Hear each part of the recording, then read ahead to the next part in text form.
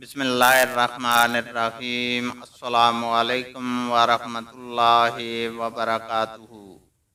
حدیث نبوی صلی اللہ علیہ وسلم ہے، رسول اللہ صلی اللہ علیہ وسلم پانی پلانے کی جگہ زمزم کے پاس تشریف لائے اور پانی مانگا۔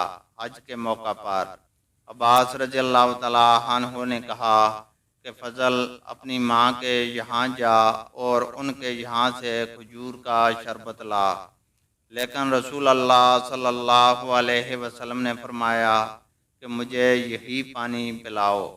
عباس رضی اللہ تعالیٰ عنہ نے عرض کیا، یا رسول اللہ، ہر شخص اپنا ہاتھ اس میں ڈال دیتا ہے، اس کے باوجود رسول اللہ صلی اللہ علیہ وسلم یہی کہتے رہے کہ مجھے یہی پانی پلاؤ۔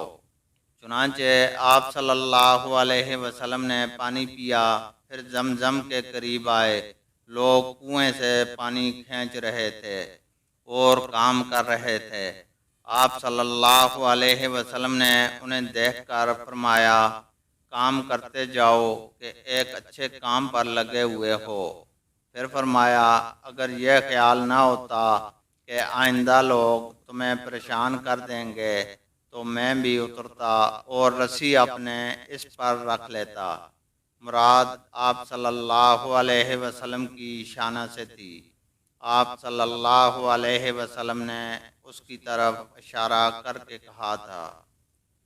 اللہ تعالیٰ سے دعا ہے کہ وہ ہمیں قرآن اور حدیث کو سننے، سمجھنے اور اس پر عمل کرنے کی توفیق عطا فرمائے۔